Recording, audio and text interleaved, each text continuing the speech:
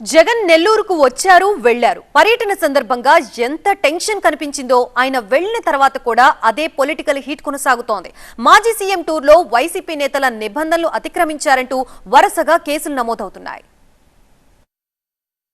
జగన్ నెల్లూరు పర్యటనపై టీడీపీ వైసీపీల మధ్య political war కొనసాగుతోంది.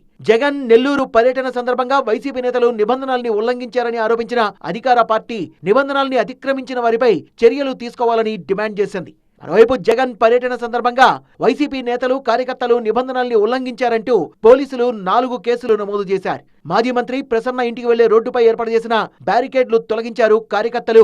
ఘటనపై ప్రసన్న కుమార్ రెడ్డి సహా పలువురుపై కేసుల్ని నమోదు చేశారు.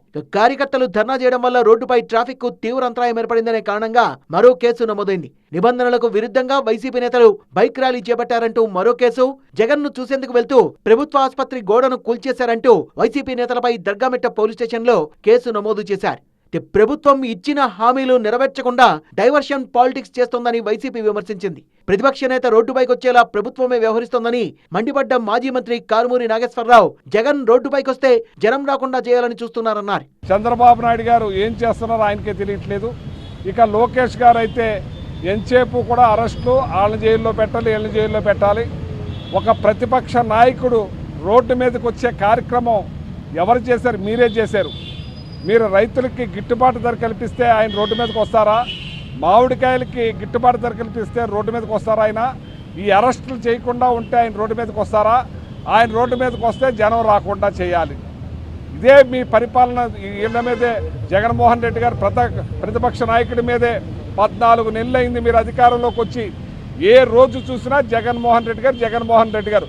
జగన్ నెల్లూరు పర్యటనపై స్పందించిన ఏపీ సీఎం చంద్రబాబు ప్రజలకు అసౌకర్యం కలిగిస్తే ఊరుకోబోమని సాక్ష్యాలతో సహా పట్టుకొని కేసులు పెడతామని హెచ్చరించారు.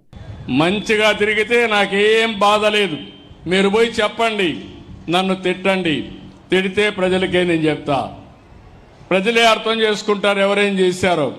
అట్లా కాకుండా మభ్యపెట్టి మోసం చేసి ప్రజలకు అసౌకర్యం కలిగించాలంటే సాక్ష్యాధారాలతో పెట్టుకుని, ఇప్పుడు అంతా టీవీలు వచ్చేసాయి, సీసీటీవీ కెమెరాలు పెట్టేసా, ఎవడైనా ఎక్కడైనా తోక తిప్పితే డ్రోన్ కూడా పైన తిరుగుతూ ఉంటుంది. తోక తిప్పినోడికి పోలీసు కూడా పోయే పని లేదు, నేరుగా కేసు పెట్టే పరిస్థితి వస్తుంది. మొత్తానికి జగన్ పర్యటనలకు జనం రాకుండా ప్రభుత్వం అడ్డుకుంటోందని వైసీపీ ఆరోపిస్తుంటే వైసీపీ నేతలు కార్యకర్తలు విధ్వంసం సృష్టించేందుకు ప్రయత్నిస్తున్నారని అధికార పార్టీ కౌంటర్ ఇస్తోంది. దీంతో ఈ అంశంపై రాజకీయ రచ్చ కొనసాగే అవకాశాలు కనిపిస్తున్నాయి.